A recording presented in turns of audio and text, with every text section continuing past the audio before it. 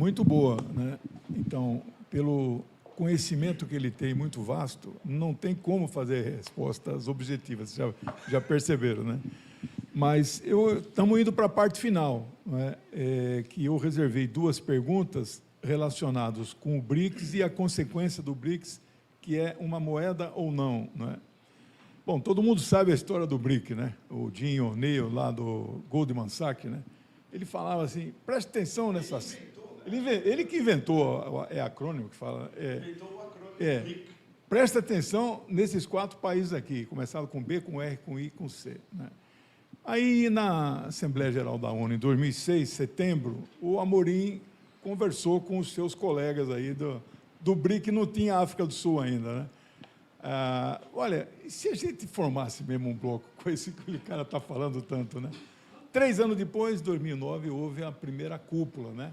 E aí os articuladores eram pessoas que não estão mais, digamos, no poder, né?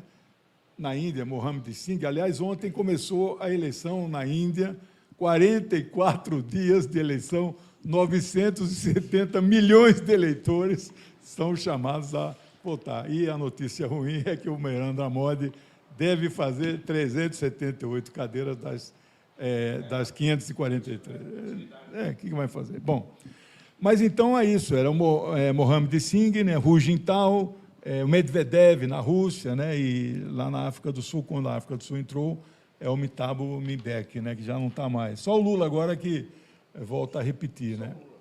Os BRICS decidiram, na sua histórica 15ª reunião de Joanesburgo, ano passado, em 2003, que o bloco seria ampliado. Havia até um movimento no Brasil, dentro de Itamaraty, minoritário, mas, olha, não vão não, nada de ampliar, viu? Felizmente não vingou, né? A composição dobrou, passou a 10 membros e, muito provavelmente, a 16ª lá na Rússia, em outubro, pode até dobrar novamente. Vamos ver a admissibilidade e como é que vai ser, né? Sabemos que o papel que, no passado, o Movimento dos Países Não Alinhados, né, o MPNA, jogou a partir de sua criação em 1961, onde figuras históricas como Nasser, Tito, Zhou Enlai, Mao, Fidel, Nehru e Sukarno jogaram um papel de destaque. Hoje, o MPNA, Não Alinhados, tem formalmente 120 membros, presidido pelo cara do Azerbaijão, Ilan Aliyev. No entanto, eu acho que já está 134. 134. É o sul global quase inteiro. De qualquer maneira, não joga nem de longe o papel que já jogou no passado e que se compara com os BRICS, né? Então, e aí a pergunta propriamente, a questão que se coloca é: o BRICS atualmente poderia galvanizar hoje o papel que o MPNA teve no passado? Essa é a primeira parte da pergunta. E mais, eu tenho definido esse bloco, quando me perguntam o que é o BRICS, não é uma aliança militar. Eu tenho definido esse bloco como um conjunto de países que procuram conter a expansão do imperialismo por meios militares. Seria correto isso? Corretíssimo. É um clube. E o Lavrov reconfirmou. A primeira prioridade esse ano é incorporar os novos membros. Ou seja, isso é a mensagem cifrada dele dizendo: a gente vai ter que bater na cabeça desses árabes para eles entenderem mesmo que eles vão ter que fazer uma opção. Ou vocês continuam como colônias americanas, Arábia Saudita e Emirados, ou vocês são parte da grande Eurásia. Ou seja, vocês vão ter que fazer o pivô para o leste também, como nós, russos, fizemos. Prioridade número 1. Então, primeiro, acomodar os novos membros, e segundo, ok, vamos pensar como nós vamos fazer a expansão. E aí é um problema, porque entra a lista dos 40. Não dá para chamarem os 40 ao mesmo tempo. Você imagina uma mesa com 50 países. Já uma mesa com 10 países é super complicado, porque tem os conflitos internos entre alguns dos personagens principais. No caso dos BRICS, Índia e China, que é o grande conflito. E isso quem gere são os russos, sempre. E no caso Arábia Saudita, Emirados e Irã, a nova equação no oeste da Ásia, por si só, já está levando eles a se entenderem melhor. Não querem uma guerra quente na região. A Arábia Saudita e Emirados entendem perfeitamente o papel de liderança do Irã, do eixo da resistência, eles não fazem parte do eixo da resistência.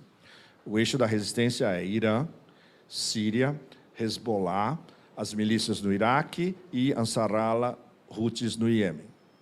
Não tem Arábia Saudita, não tem Emirados.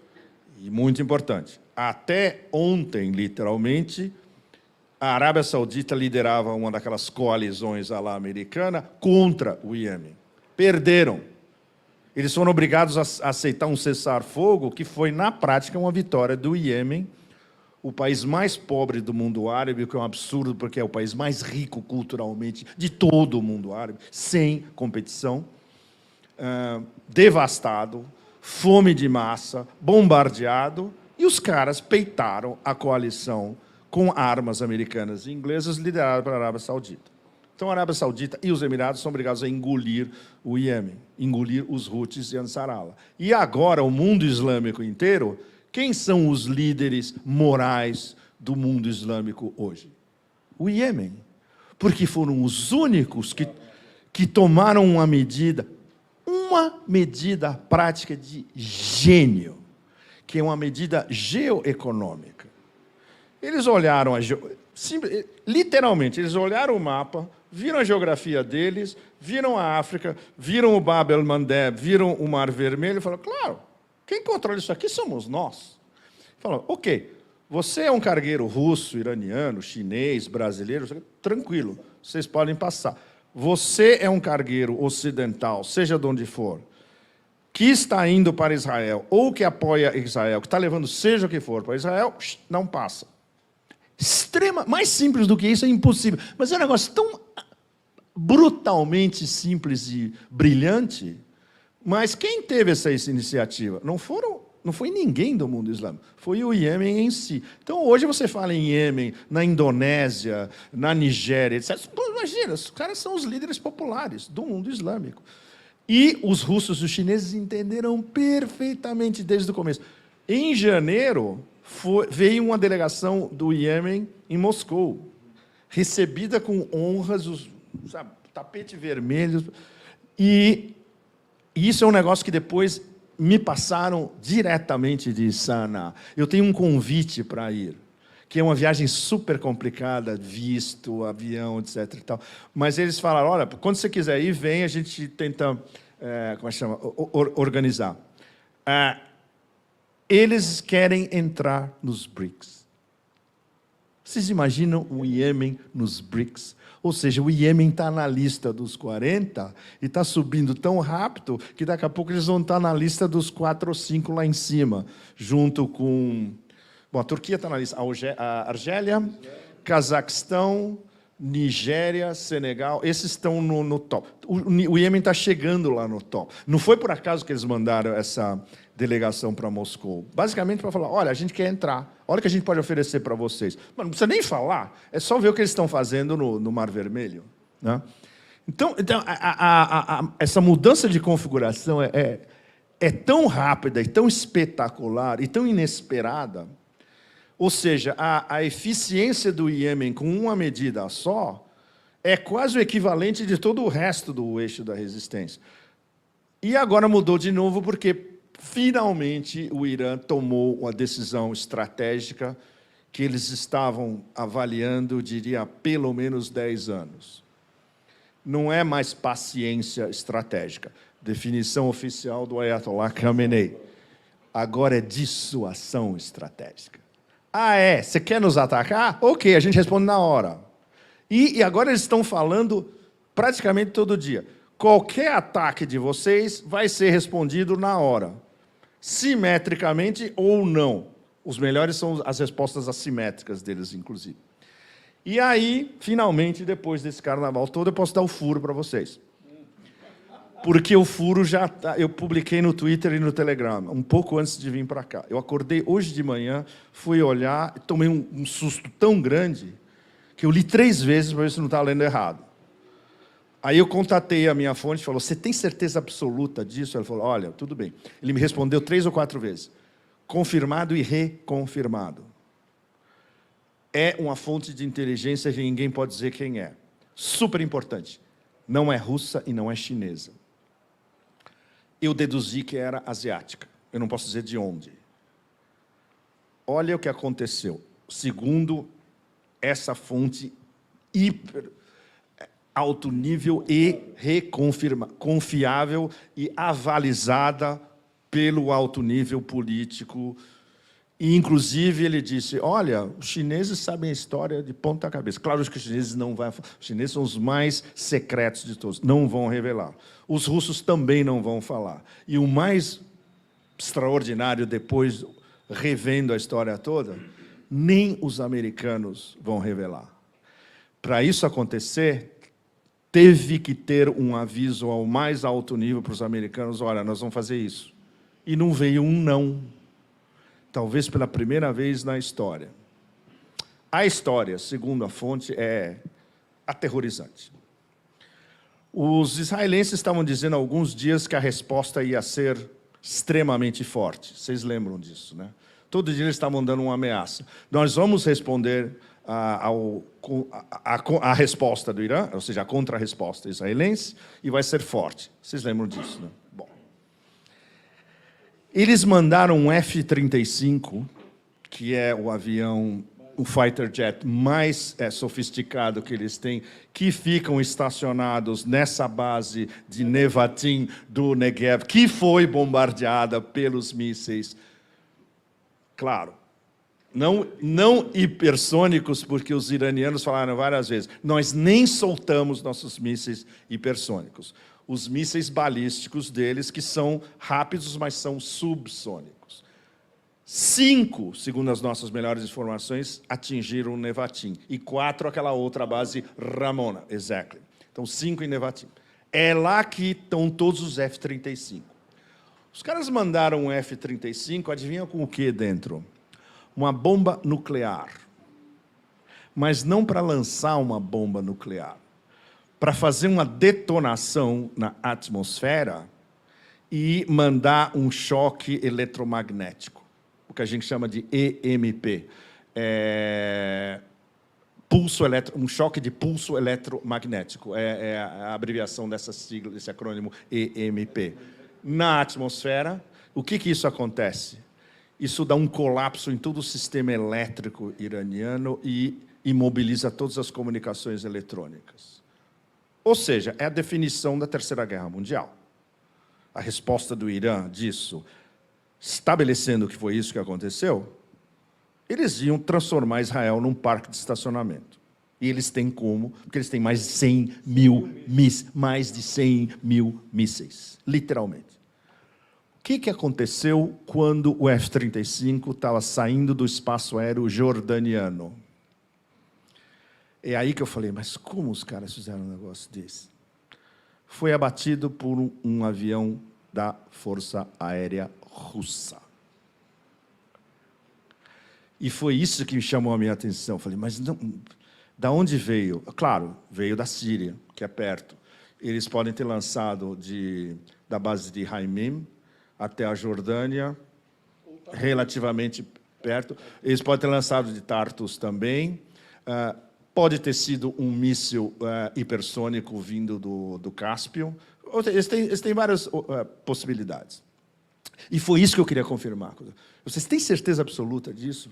Porque isso significa, se os russos fizeram isso, tinha que ter uma aprovação não, tinha que ter, em tempo real, 10 segundos, alguém do Pentágono falar, tudo bem. E, aparentemente, é isso que aconteceu.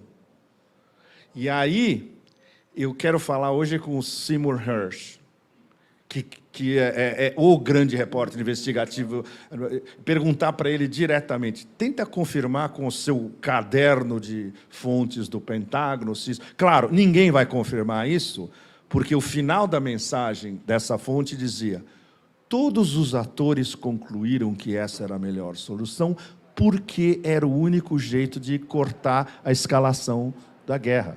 E isso faz todo sentido para todos nós, né? Ou seja, isso demonstra duas coisas. Que Estados Unidos não querem uma guerra quente no oeste da Ásia. Que a divergência agora entre a cúpula americana e aqueles bíblicos dementes psicopatas agora é quase irreversível. E isso já tinha sido cantado antes, pelo menos 24 horas antes, quando isso surgiu em matérias do mainstream americano, que a administração Biden estava pedindo de joelhos aos israelenses para não ter uma contra-resposta. Isso já está estabelecido, isso discutido abertamente em Washington. Nós não queremos uma escalada e nós estamos pedindo para os israelenses pararem agora. Ninguém quer uma escalada. Mas, o Lejeune sabe muito bem, existe alguma possibilidade de um diálogo irracional com esse governo irracional em Israel? É além de impossível. É um governo de fanáticos totais. Não só Bibi, mas o seu gabinete inteiro. Né? Eu os defino como bíblico-psicopatológicos genocidas, que acho que seja a definição mais curta da cabeça desses caras. Não tem linhas vermelhas. Eles são capazes a famosa opção sanção. Se eles virem que eles estão perdendo tudo, eles lançam a opção sanção, inclusive com as bombas nucleares que eles têm, que todo mundo sabe. Então, esse é o grande perigo. Quem vai ter o poder de refrear esses caras? O único ator com os cojones necessários é a Rússia, evidentemente. Então, se isso realmente aconteceu, veja bem, não vai ser confirmado de lugar nenhum. A gente a gente espera que os chineses possam dar, não vão dar. Os russos não vão admitir. Os americanos não vão vazar. Ou seja, isso vai ficar como a história oculta de por que Israel soltou uns dronezinhos de merda em Isfahan como contra-resposta. Mas quadricóptero é o mais fraco. Ninguém comprou essa história desde o começo, mas ninguém. Todo mundo sabe que é um absurdo, que eles podiam lançar qualquer coisa. E na lista de opções que estava sendo debatida pelo gabinete do Bibi, tinha um negócio ainda pior do que aconteceu. Eles queriam bombardear a usina de Natanz, que é uma usina nuclear. Ia provocar uma catástrofe nuclear em boa parte do Irã. Estava na lista, tinha 4 ou 5 opções, e a opção, a mais barra pesada, era o bombardeio de Natanz. Essa do choque eletromagnético é tão grave quanto, mas não é uma catástrofe nuclear, é diferente. É uma catástrofe eletromagnética, é outra história. Ou seja, esses caras, para eles, não tem limites. E agora que eles viram que eles perderam em Gaza, literalmente, eles perderam militarmente em Gaza. Tudo que eles falaram que ia acontecer em Gaza na primeira semana depois do 7 de outubro, nada aconteceu. A não ser, evidentemente, o genocídio e agora a fome levando ao extermínio. Se eles fizerem qualquer coisa no sul do Líbano contra Hezbollah, mas vão tomar uma cacetada inimaginável. Receberam a resposta do Irã finalmente à altura, e passando da altura, porque agora é dissuasão moeda contra moeda, simétrica ou assimétrica. Qual é a saída deles em termos de mudar a narrativa? É uma conflagração absoluta. Então, bom, vamos esperar nos próximos dias se já há algum outro vazamento lateral em relação a essa história. Mas essa história em si, ela faz todo o sentido, e especialmente ela faz o sentido no bom sentido, entre aspas, de que a dissuasão por parte, inclusive, dos americanos, chegou a um ponto onde, nossa, como lidar com esses gangsters? Tem que isolá-los, pelo menos. Bom, Israel já está isolado no planeta inteiro, todo mundo sabe. O único aliado de Israel hoje é a Ucrânia, que não existe. O meu amigo Andrei Martyanov chama a Ucrânia de país 404, que é brilhante. Quando não entra o exatamente. É o país 404. Todo mundo sabe que é o país 404. E vai continuar sendo. Vai sobrar um trechinho, provavelmente pode sobrar um trechinho ali no meio, em torno de Kiev, voltando ao século XVII, e a Polônia vai olhar e falar, nós vamos tomar o Oeste. A Hungria vai olhar a Transcarpátia, nós vamos tomar a Transcarpátia. A Romênia vai olhar umas áreas intermédias, nós vamos tomar... E vai sobrar um nesguinho lá dentro. O problema é se a OTAN vai administrar essa nesguinha lá dentro, que é o que os russos estão pensando. Eles não têm nada contra, por exemplo, os europeus da Europa do Leste irem lá e tomarem os territórios históricos deles também. O problema é o que vai sobrar da Ucrânia do século XVII, que era a Ucrânia original. Está nesse ponto. Mas, pelo menos, Inclusive, dentro do establishment em Washington, os caras já perceberam que qualquer coisa que aconteça, que eles aprovam de Israel, eles vão perder. E, claro, na hora de você ver a tábua de prioridades, a prioridade é Washington, não é o porta-aviões no Oriente Médio. Né? Bom. Para não perder o fio da meada, Sim. um F-35, um armamento nuclear abatido, presume-se que o armamento nuclear tenha explodido. Exatamente, e é isso que a gente não sabe. No momento, a gente não sabe. Ok, explodiu, como? Explodiu no ar, ficou uma nuvem nuclear vazando. Não tem detalhes ainda. Essa informação que eu passei para vocês é a informação bruta, que é de algumas horas atrás, e que não vai ser confirmada por ninguém. Esse é o problema. Então, nesses próximos dias, a gente vai tentar, pelos nossos outros canais, ter algum detalhe. Né? A explosão nuclear será sentida por muita gente. Pois é. Na verdade, a gente tem que ver o que os satélites registraram. Mas você sabe muito bem que os americanos podem cobrir qualquer coisa, né? Se os americanos estão diretamente implicados no OK, eles vão vetarem todas as imagens de satélite, de pulso eletromagnético, de sismógrafos, tudo. E eles são capazes disso. E aí é um acordo entre eles e os russos. E os chineses também, que, segundo a fonte, os chineses estão totalmente por dentro da história. Bom, o adiantado da hora, mas ele disse que não tem assim um teto meio-dia, e essa pergunta próxima é muito complexa. Eu estou pensando assim, mudar um pouco o roteiro, porque nós queríamos ouvir, nós não, o Pepe... Sim, eu quero ouvir de vocês. Ouvir algumas questões aí, então, não sei, a ordem de inscrição... Vamos abrir e você fecha? O que você acha? A gente abre para o público e você fecha, tá? Tá, então é você e depois você. Eu tenho uma pergunta. Hoje em dia, você observa no mundo a organização pode ser chamada de uma internacional fascista. Sim. Com Milei, Orbán, Bolsonaro no Brasil e todos na expectativa da eleição de Trump, que parece bastante provável. De que forma essa internacional fascista pode ser um obstáculo? Microfone, por favor.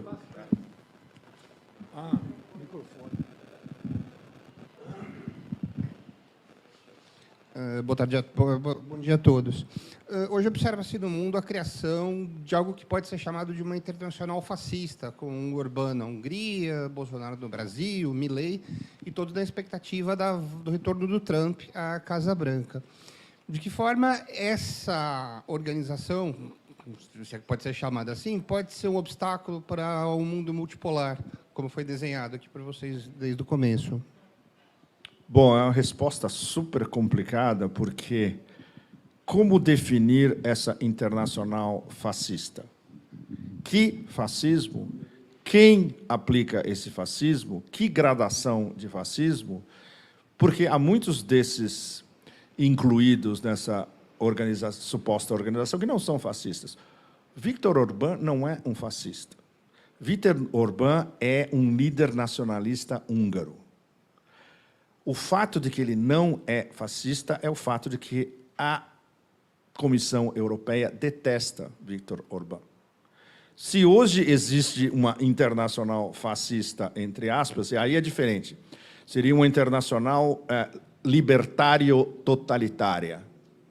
É representado pela Comissão em Bruxelas. Então, isso já é uma gradação complicadíssima a se desenvolver.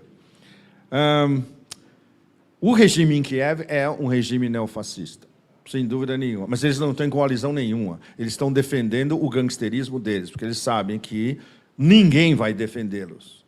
E se o Império resolve, de um dia para o outro, cortar toda a grana e todos os armamentos, eles despencam em uma semana. Trump é ainda mais complicado ainda. Ele pode ser definido como um líder nacionalista supremacista americano. É uma definição possível. Quem trabalhou com ele, e a gente conhece muita gente em Nova York que trabalhou com Trump, businessman, eles dizem, ele não tem nada de fascista, ele gosta do povo, ele quer ser adorado pelo povo, ele não se interessa pelas elites. Então, não é exatamente como o fascismo tradicional opera, entende? Ele é um líder de extrema-direita. Não há a menor dúvida a respeito. As suas conexões internacionais, por exemplo, Milley, bom, não precisa nem explicar, né? Agora, o que ele quer para os Estados Unidos, que está no símbolo, né, MAGA, Make America Great Again, é um slogan de um patriota supremacista americano, essencialmente. Ele não conhece política externa. O exemplo número 1 é ele ter nomeado o John Bolton como embaixador dele. John Bolton é o pior fascista americano na face da Terra, provavelmente. Eu tive o desprazer de entrevistar o John Bolton. Então, eu vi face a face. É uma coisa horrorosa. Por exemplo, ele seria um dos caras que teria apoiado essa decisão de Israel de enviar o avião com a bomba. Sem dúvida, seria o primeiro. É o que a gente chama de ziocons, sionistas neocons americanos. Ele é o número 1. Então, o Trump, em termos de escolhas de política internacional, como ele não conhece o mundo, ele conhece campos de golfe na Escócia. Isso é uma coisa, não é conhecer o mundo, né? Pois é. Então, as decisões dele em política externa são, no mínimo, dúbias. Agora, ele quer o bem, entre aspas, para os Estados Unidos, no sentido de os Estados Unidos voltarem a ser uma sociedade de capitalismo produtivo. Isso não tem nada de fascismo, na verdade. Isso é você apoiar uma política industrial que as últimas administrações americanas destruíram completamente com esse neoliberalismo exacerbado e com a deslocalização da indústria americana.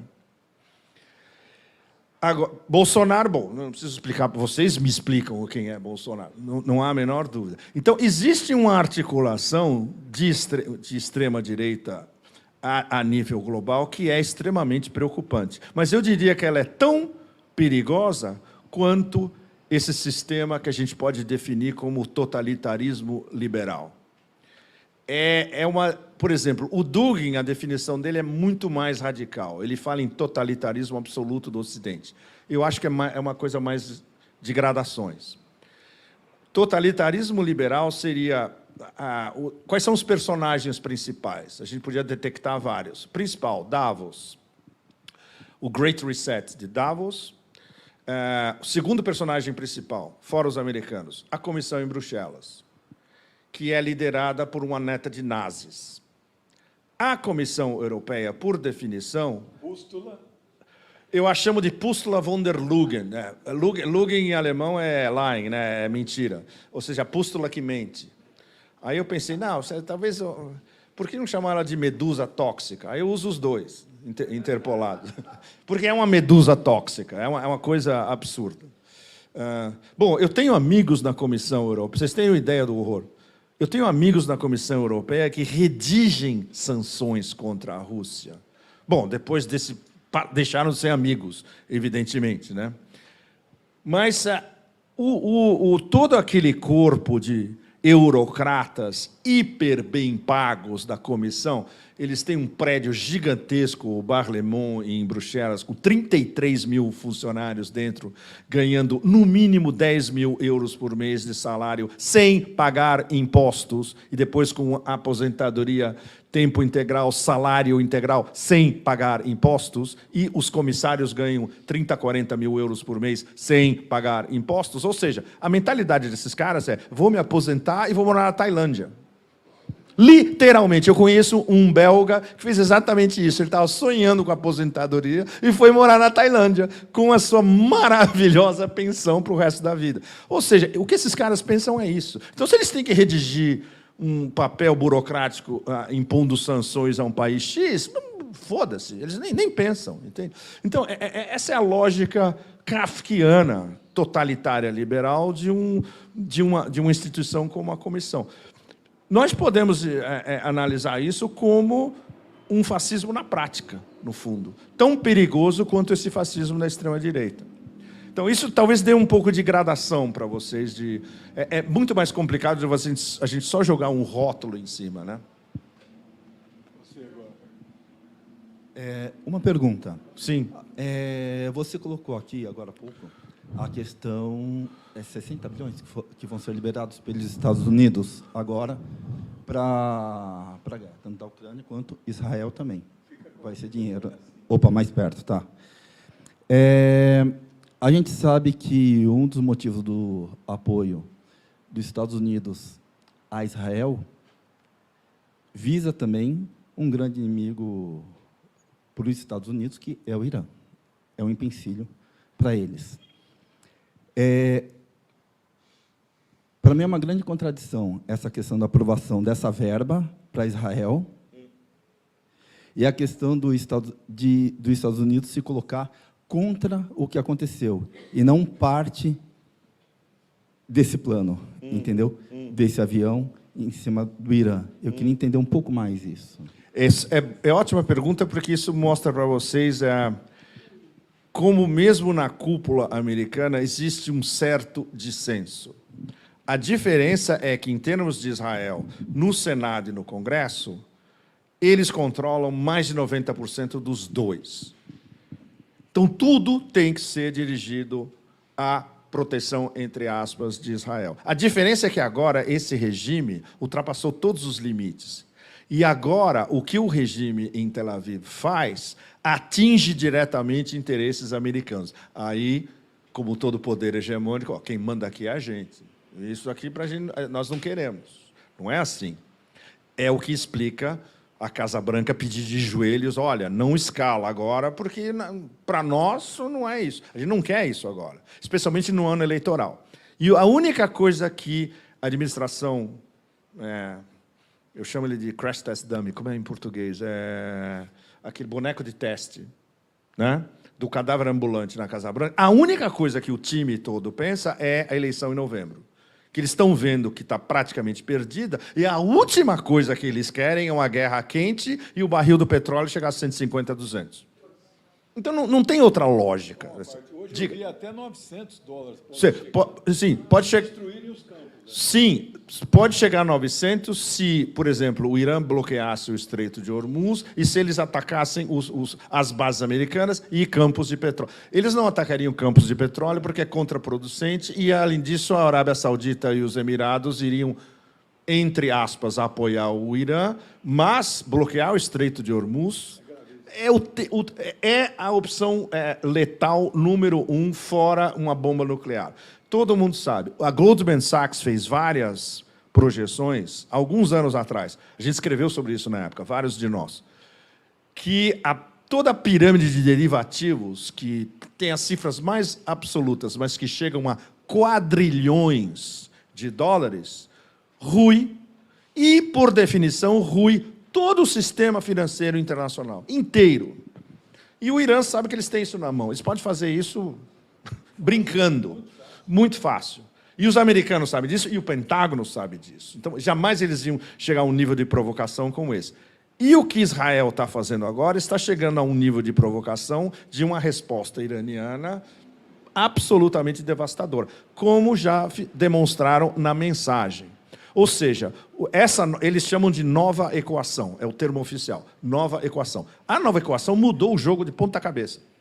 Os americanos já perceberam que ficou muito mais complicado, mas como é um poder hegemônico com um alcance global e ainda dominando o sistema financeiro internacional, ninguém sabe por quanto tempo, eles acham que eles podem gerir. Mas eles não podem gerir umas galinhas sem cabeça com bomba nuclear em Israel. Essa é a diferença. Completando a pergunta. Tudo em Israel, em Washington passa pela AIPAC. A AIPAC é o comitê... como traduz em português? Isso, exatamente. Exatamente. Conhece o livro do Mersheimer, né? Claro. Israel Lobby. Não, a gente entrevistou... Não tem aqui no Brasil a tradução. Não foi traduzido no Brasil? Mas não tem essa tradução. Nós entrevistamos, na época, o Mersheimer e o Walt em Washington. A gente entrevistou os dois. E eles falaram da pressão absurda que eles estavam sofrendo, e eles disseram abertamente, olha, a gente só conseguiu publicar esse livro porque a gente tem uma carreira acadêmica respeitada por todo mundo, e ninguém pode dizer que a gente é agente russo, chinês, iraniano, sei lá. Senão, jamais esse livro ia sair nos Estados Unidos. O fato de ter saído é uma grande vitória, porque a gente tem 2 dos principais intelectuais americanos demonstrando como funciona o lobby de Israel. E o X da questão é a AIPAC, justamente. Foi justamente num dos meetings da AIPAC que eu entrevistei o John Bolton. E quando você vê o meeting da AIPAC, como funciona dentro, mas é um negócio aterrorizador. Você imagina, 7.000 membros num hall gigantesco em Washington, com um puta jantar, chiquíssimo. No final vem alguns discursos da noite de encerramento. Antes, todo mundo tem que ir lá e beijar o líder. Nesse ano foi Hillary, foi Obama, foi todo mundo. O fato de que Obama foi, muito importante, porque ele recebeu a extrema aprovação. Esse cara pode ser presidente. Foi lá e falou contra a Palestina, contra o Irã, contra tudo. E, no final, depois do jantar, os discursos, você viu os 7.000 levantando a mão, muitos deles com um produto interno bruto individual maior do que muitos países, ou seja, é a riqueza da riqueza americana, e os caras basicamente falando, morte à Palestina e morte ao Irã. Você vê um negócio desse? Isso é um neofascismo na prática. E é muito impressionante você ver um negócio desse. Aí você entende tudo de como funciona o Washington. Você vai entrevistar um senador ou um deputado, todos recitam a mesma lenga-lenga. É como se tivesse sido um press release para cada um deles, eles repetem nas mesmas palavras. Proteção de Israel, é uma relação indissociável, eterna, blá, blá, blá, toda aquela palhaçada. A diferença agora, né, Legiane, mais uma vez, é que os protegidos, entre aspas, estão começando a sair fora do esquadro. Sim. Oi, Pepe, prazer te ouvir, viu? Obrigado. A pergunta é sobre o futuro dos BRICS, da América Latina nos BRICS, né? O Brasil está isolado nos BRICS, né? E você não tem, né, uma presença forte, como a presença do oeste da Ásia dentro dos BRICS, que é esse balanço que você falou. Você tem o Irã, mas você tem os 2 outros lá que você precisa conversar e neutralizar. Sim. Quer dizer, eu não vejo assim, um projeto político da presença latino-americana nos BRICS e, muito menos, o papel do Brasil nesse processo. Ótima pergunta. É uma pergunta que a gente deveria estar fazendo ao governo Lula. Todos vocês. Eu não sei. É uma das coisas que eu quero aprender nesses dias que eu estou aqui. O que vocês, governo Lula, esperam dos BRICS? E qual é o papel do Brasil, não como um coadjuvante nos BRICS, mas como deveria ser um dos líderes, e um dos líderes históricos dos BRICS, ainda como presidente Lula no primeiro mandato. Eu espero ter alguma resposta nesses dias, pelo menos. Mas, vou dar um exemplo para vocês. Os russos me falaram, teve uma reunião do BRICS Business Council, o Conselho de Business dos BRICS, online, alguns dias atrás. Adivinha quem não apareceu? Os brasileiros. Os russos ficaram muito putos. Isso não é sério. É uma reunião super importante. A gente está preparando a agenda para a ministerial de junho, que é super importante, que vai definir o mapa. Vocês nem aparecem numa reunião? Porra. E, esse é mais barra pesada ainda. O Banco dos BRICS, onde está a presidente Dilma no momento. Tem que reformular de ponta cabeça os estatutos e funcionamento do Banco dos BRICS. Não vai ser sob a presidência da presidente Dilma, infelizmente. Ela não tem o poder de fogo para fazer isso e ela está no último ano. Então, eles vão ter que esperar o ano que vem, onde a presidência vai ser russa.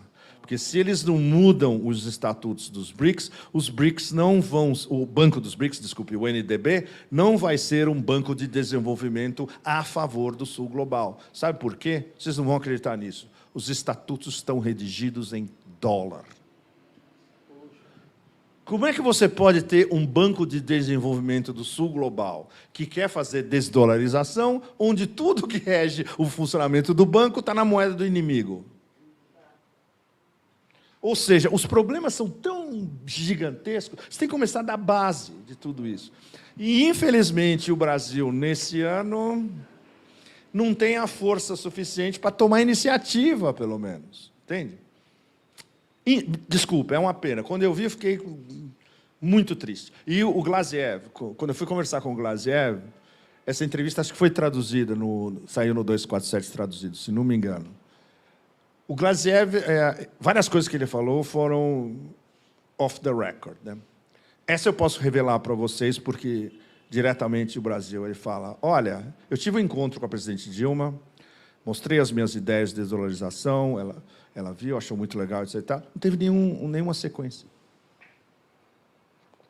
Como é que pode? O cara é o economista mais importante da Rússia, foi ministro, acesso direto a Putin, tem um programa de desdolarização que podia ser adotado pelo Banco dos BRICS. Fala com a presidente Dilma e não tem sequência? Quer dizer, eu gostaria de ouvir da presidente Dilma a versão dela. É algo que eu gostaria de ouvir até o meio do ano, ir a Xangai e ter uma conversa, e o que ela puder explicar, sem publicação, uma conversa direta, de amigos, digamos. E ela dá a versão dela de dentro de toda a dificuldade de, como é que chama, mudar o caminho do Banco dos BRICS para ser um verdadeiro banco de desenvolvimento para o Sul global. Tem mais? Bom dia a todos. Fazer uma pergunta? Bom dia a todos. Quero de início dar os parabéns ao palestrante, que é uma honra.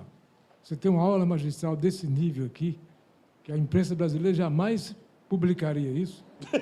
Jamais publicaria. Isso é uma aula magistral, diga de uma universidade isso aí. Seus conhecimentos realmente são ao concurso. Mas vou fazer 3 perguntas. Sim.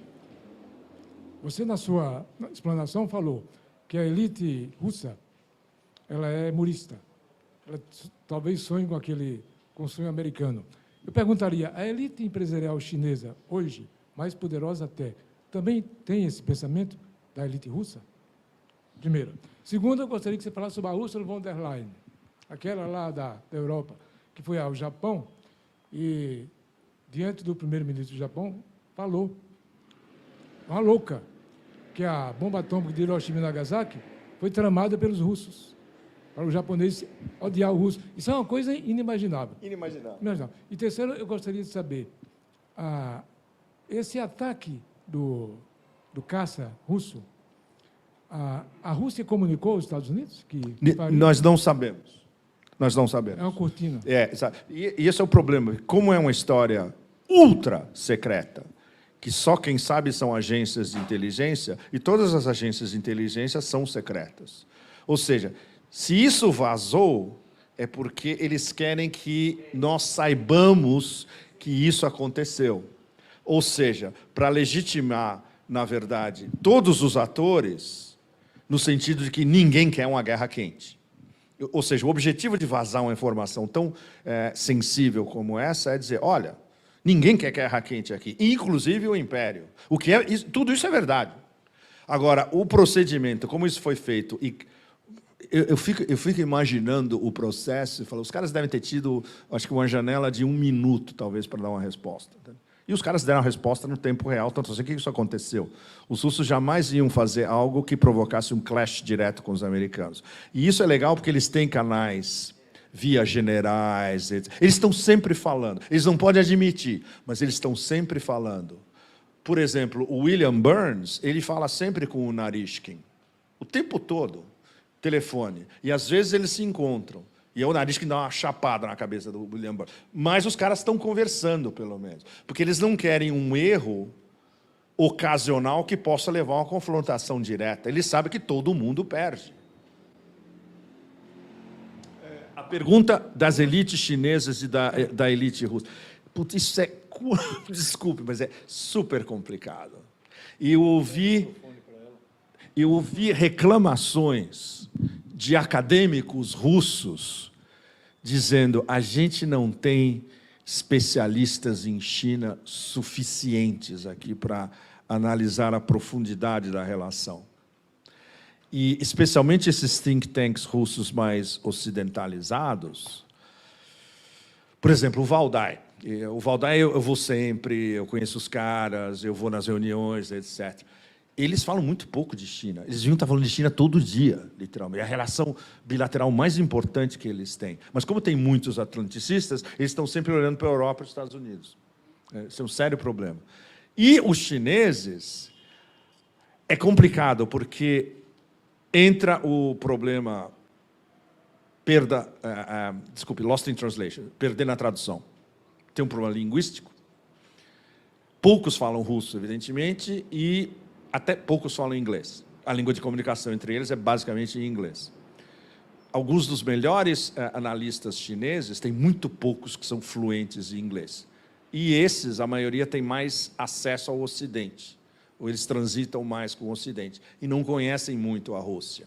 Então, falta uma integração acadêmica de fundo muito mais forte entre a academia em Moscou, a academia em Beijing e em Xangai. Isso é um problema sério, bem sério. Por exemplo, eles se encontram quando eles estão analisando a Ásia Central. Como a Ásia Central é importante para os dois, eles têm muitos especialistas em Ásia Central, tanto na Rússia quanto na China. Mas, entre eles, não tem muitos. O que é... Eu não sabia disso, eu fiquei pasmo também. Mas eles estão trabalhando. Tem novos think tanks que estão surgindo entre Moscou e São Petersburgo, e muitos deles focados em estudos russo-chineses. Bom, é neta de nazis. Isso diz tudo, né? Isso é algo que eu falei na nossa palestra, a primeira palestra em São Paulo.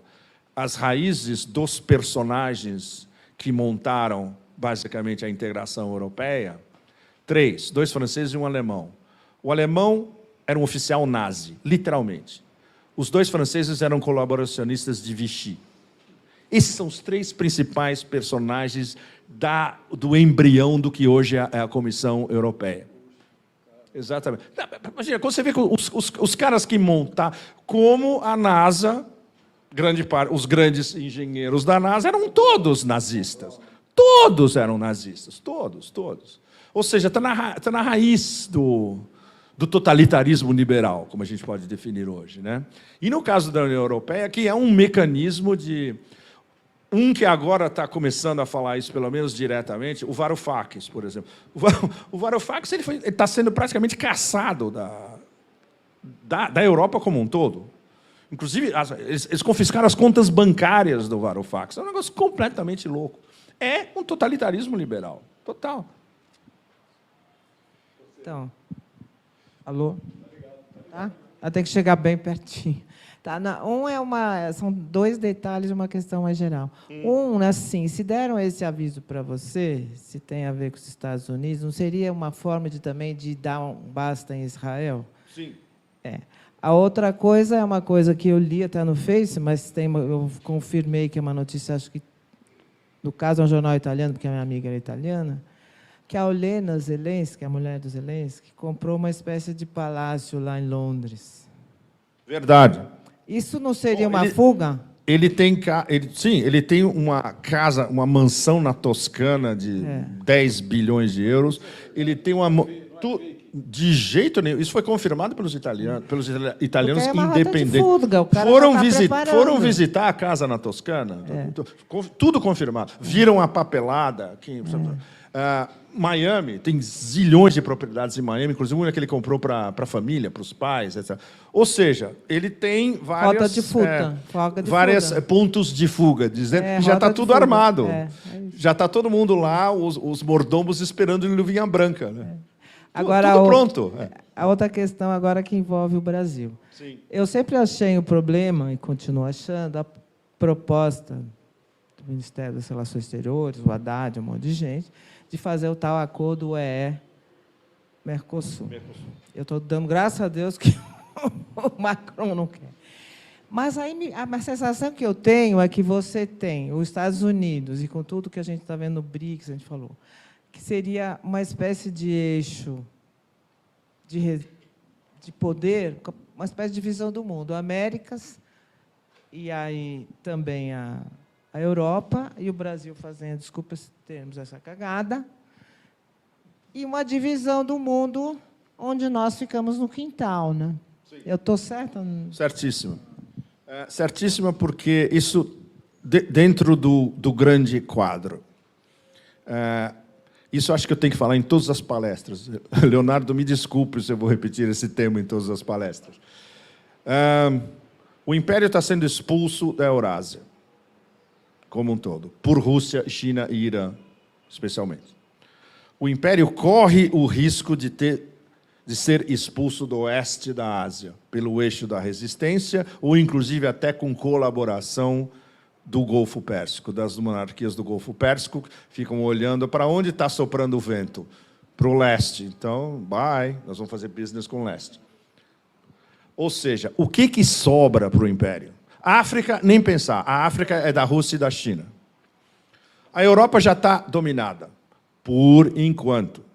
Ou seja, a guerra contra a Rússia, que é uma guerra contra a Europa, a vitória tática do Império é transformar a Europa num mega vassalo. Eles conseguiram desindustrializar a Alemanha em 2 anos. É inimaginável um negócio dele. Conseguiram. A Alemanha está praticamente desindustrializada. Eles conseguiram dominar a União Europeia inteira com o conceito que está na cabeça de Washington olha, quem manda na União Europeia não vai mais ser França e Alemanha, os fundadores clássicos. Vai ser Londres, Varsóvia, Kiev. E nós, controlando tudo. Então, é Washington, Londres, Varsóvia, Kiev. Esse é o plano desde o começo da guerra na Ucrânia, que está, evidentemente, vazando. Então, eles correm o risco, eu diria a longo prazo, de perder, inclusive, os líderes da Europa. Se tem uma liderança diferente na França daqui a uns entre 5 e 10 anos, se tem uma liderança diferente na Alemanha entre 5 e 10 anos, muda completamente, porque ainda são os 2 países mais importantes da União Europeia. Os outros são todos coadjuvantes. Inclusive Itália, Espanha, etc., são coadjuvantes. O que conta mesmo é Paris e Berlim. E isso, eu tenho amigos alemães de business que estão sempre falando, olha, presta atenção, não acabou o jogo. Vai ter um novo governo aqui, evidentemente, e o que vai acontecer? Tem uma definição de um deles, um austríaco, inclusive, brilhante. O cara tem a cabeça do Império Austro-Húngaro na cabeça. Eles sabem pensar muito bem. Ele fala, vai ter um tratado de reaproximação Alemanha-Rússia, estilo Bismarck. Eu achei bárbara a definição dele, porque é exatamente isso. Um tratado de cooperação à la Bismarck entre Alemanha e Rússia. Não vai ser amanhã, não vai ser agora, mas pode ser na próxima década já. Isso é plausível. Ou seja, o Império não ganhou o jogo na Europa ainda. Ganhou taticamente no momento. Diga. Não. Era um acordo no fim do século XIX, quando o Bismarck falava, olha, vocês podem fazer qualquer coisa, mas não antagonizem a Rússia. E ninguém entendeu. E teve um sujeito chamado Adolf, que também não leu o que o maior chanceler da história da Alemanha tinha dito no fim do século XIX, e pagou o preço. E os alemães pagaram o preço. E ainda hoje a Alemanha é um país ocupado. A base de Rammstein controla a Europa inteira, se eles quiserem. Fora todas as outras. Eles têm, acho que, 15 bases na Alemanha. 4 ou 5 enormes na Itália. Inclusive na Sicília, de Sigonella, onde saem os drones para atacar a Líbia, por exemplo. E ainda saem aviões, os MQ-9 Reaper, aqueles mega drones de, como é que chama, de surveillance, de segurança, como é que chama, de espionagem, que vão espionar na Síria, vão espionar na Ucrânia. De onde eles saem? Da base na Sicília da OTAN. Então, a Itália também é um país ocupado. Ou seja, a cabeça do Império temos que controlar a França e a Alemanha de qualquer jeito. Controlar a Alemanha, dessa vez, foi melhor do que comer um chocolate, na verdade. Porque os alemães fizeram o trabalho de vassalos perfeitos. E aí, voltando ao nosso amigo Seymour Hersh, ele deu o grande furo jornalístico do século. Quem bombardeou os Nord Streams? Ele contou a história inteira. E foi um negócio tão brutal que ninguém na mídia americana podia Claro, ele fala, imagina, teoria conspiratória, o cara tá velho, não sei o quê. Não, ele ouviu de quem estava na mesa, a principal fonte dele, um monte de gente fez um breakdown. Quem foi a fonte do Seymour Hersh? Aí chegaram a 10 caras que estavam nessas reuniões com a administração Biden, planejando como se livrar dos Nord Streams. Então, a fonte é um dos 10. Ou seja, ele deu o furo porque gente do sistema passou a informação para ele, porque desde o começo eles falaram, mas isso é um absurdo, é um ato de terrorismo, nós viramos um Estado terrorista global. A gente está atacando não só o nosso principal aliado na Europa, como está atacando a Rússia, como está atacando um consórcio de empresas europeias que operam os Nord Streams. Então, isso foi muito fácil para os americanos conseguirem, porque o colaboracionismo dos alemães ultrapassou qualquer expectativa plausível. Entende? Isso foi muito fácil.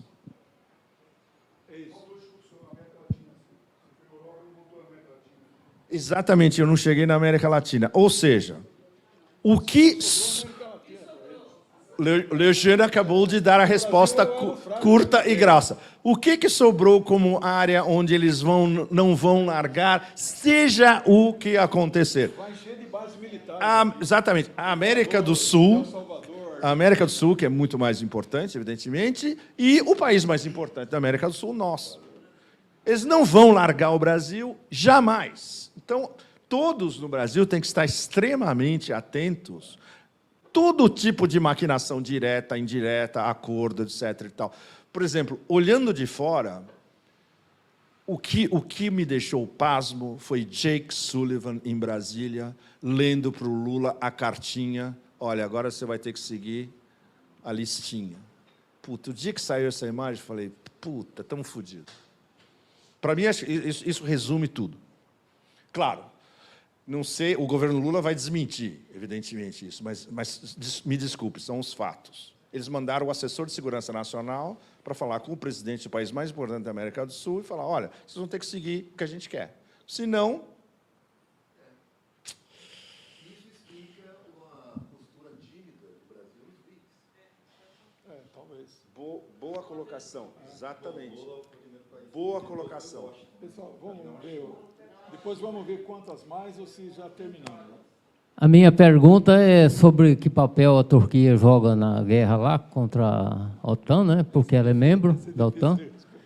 E complicada a pergunta. a não confiabilidade que você mencionou agora há pouco no Erdogan, né? Sim. E se isso não pode atrapalhar aí mais para o finalzinho, que está configurando cada vez mais que é uma guerra contra a OTAN, né? Possivelmente a Turquia vai ter que se decidir, né? Mas o aspecto mais fascinante do Erdogan é que ele não se decide nunca. Ele é o mestre absoluto de pôr as apostas em todos os lados do tabuleiro. É o mestre absoluto nisso. Ele sabe que ele vai ter que fazer uma opção radical. Ou você está na OTAN, ou você vai estar com o bloco da Eurásia como um todo. Se você não estiver no bloco da Eurásia como um todo, você não vai entrar nos BRICS, você não vai entrar na Organização de Cooperação de Xangai e você não vai fazer parte da Organização do Mundo Multipolar. Tudo isso na cabeça do Erdogan é exacerbado. Segundo os meus melhores amigos acadêmicos em Istambul, que são todos kemalistas, primeiro de tudo. Eles são nacionalistas turcos, kemalistas, não são religiosos quase radicais como o Erdogan. O Erdogan é a Irmandade Muçulmana, ou seja, ele é praticamente um extremista. E, além de tudo, é um gangster no sentido de que o grupo, os caras que estão por trás, ele faz qualquer coisa para proteger. É o que a gente chama em Istambul a Gangue dos Cinco. A Gangue dos Cinco na Turquia são os 5 grandes empresários imobiliários de especulação imobiliária que constroem praticamente tudo na Turquia, inclusive quase todos aqueles prédios que foram derrubados pelo terremoto. Esses caras são perigosíssimos, porque eles ditam a agenda para o Erdogan. olha, nós queremos fazer um monte de business na Ásia Central. Aí o Erdogan vai lá e fala, olha, ok, vamos revitalizar o Conselho Túrquico, o Conselho de Países Túrquicos, e vamos estabelecer a capital cultural do mundo túrquico no Cazaquistão. O que isso significa, no fundo? Não é que ele acha a cultura do Cazaquistão bárbara. Não, é porque ele quer abrir um mercado de trabalho para empresas de construção turcas. Aí, quando eu fui para o Turquistão, no final do ano, eu fiz uma live com o Leonardo do Turquistão, eu estava rodeado de projetos de empresas de construção turcas, evidentemente. E isso tudo foi aberto pela Gangue dos Cinco, junto com Erdogan. Ou seja, para ele o que interessa é business. Por exemplo, a expansão de Istambul, que em vários aspectos é extraordinária, além de ser uma cidade absolutamente extraordinária, ela está se expandindo para todos os lados, literalmente. Tudo isso, empresas do Grupo dos Cinco ligadas a Erdogan. Ou seja, é uma especulação mobiliária monstro. Então, o interesse dele é esse. Ele não tem uma visão geopolítica.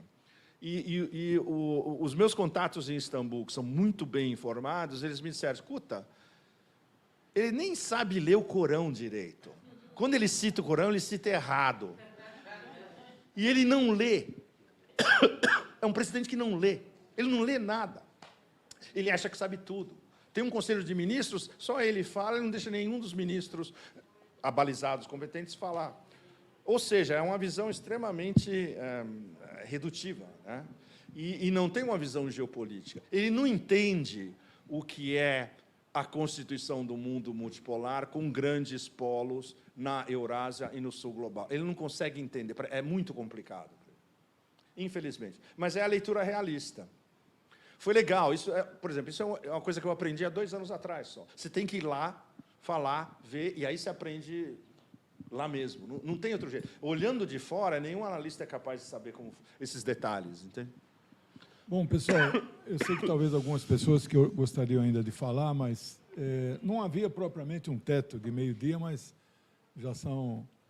já é meio-dia e 30, então eu queria fazer um encerramento rápido e passar para ele mesmo. Não vai ter outra oportunidade de nós vermos, talvez tão cedo, em São Paulo, com a vinda dele, né? Eu mesmo deixei aí de uma pergunta sobre, vai ter uma nova moeda única dos BRICS ou vai ser uma cesta de moeda? Então, tem algumas questões que... E essa resposta é longa. Então, por isso que eu não fiz. É longa. Mas é legal falar para vocês que já tem um plano B, que está para ser aprovado nos próximos dias, oficialmente pelo governo russo. E quando isso acontecer, vocês vão ler. Eu estou com a documentação, eu falo com esses caras sempre, a gente foi jantar em Moscou várias vezes, eles querem mandar essa documentação para o Michael Hudson, para o Varoufakis, para o Stiglitz, para o top do top, fala, o que vocês acham? Vocês querem adicionar alguma coisa? Mas é um plano B já por escrito e funcionando, que é o caminho para a desdolarização possível. Então, já existe uma opção, pelo menos. Que bom. E também um assunto, que é essa última frase que ele falou aqui, querem fazer uma guerra com a China. Eu ia perguntar se ele, evidentemente que ele leu, é claro, né? Can America and China Escape of Thucydides Trap, né? O Graham Allison. Infelizmente, não tem tradução no Brasil. Vai ter uma Não guerra. saiu aqui? Não saiu. Seria não legal sair para vocês fazer. criticar, né? Porque, bom, é uma babaquice em vários aspectos. Não, mas ele estudou 12 situações que Sim, mas 10 teve guerra. Mas ele não leu o Thucydides bem, Eugênio. E isso eu conversei Guerra com do os meus amigos italianos. Os italianos são os maiores especialistas em Tucídides do mundo, né? Eles escreveram os melhores livros sobre os Tucídides, mas todos em italiano, sem tradução. Eles falaram, é uma revista. Bom, pessoal, então é isso. Eu agradeço muito essa oportunidade, meu amigo Léo. Em futebol, o pessoal chama de uma levantada de bola, assim, eu agradeço. Pegar um pouquinho do prestígio das minhas fontes aqui, de várias notas de rodapé. Agradeço muito a presença, agradeço muito a livraria. O 247 vai transmitir, mas já está transmitido, se alguém quiser assistir. Pepe, faz um encerramento aí. Eu fiquei muito feliz e ter uma identidade muito grande contigo, revolucionária quase. Muito obrigado. Identidade revolucionária, né? O que a gente está precisando a um nível global, né? Na verdade, é ter um movimento revolucionário global. Vou entregar um livro para você. Sim, claro, claro. Tem um cara batendo foto. para o Léo também. Bom, uma nota pelo menos auspiciosa, né? Porque a gente está no meio de um negrume inenarrável, incluindo um genocídio em tempo real. Isso é inqualificável. Mas esse mundo multipolar que está sendo formado agora, ele tem excelentes possibilidades nos próximos meses e no próximo ano. Ele está surgindo já está sendo surgido. A era dos monstros, para recitar o Gramsci, talvez ela esteja com o tempo contado. O grande problema é que os monstros, fora de controle, eles podem fazer tudo, inclusive ocasionar a destruição do planeta. Tudo está na agenda negativa deles, ou do niilismo absoluto deles. Mas eu espero, como brasileiro, evidente, aí fala o meu lado brasileiro, que o Brasil esteja na linha de frente da constituição do mundo multipolar. Infelizmente, por enquanto, não está. Mas, né, sonhamos todos, né?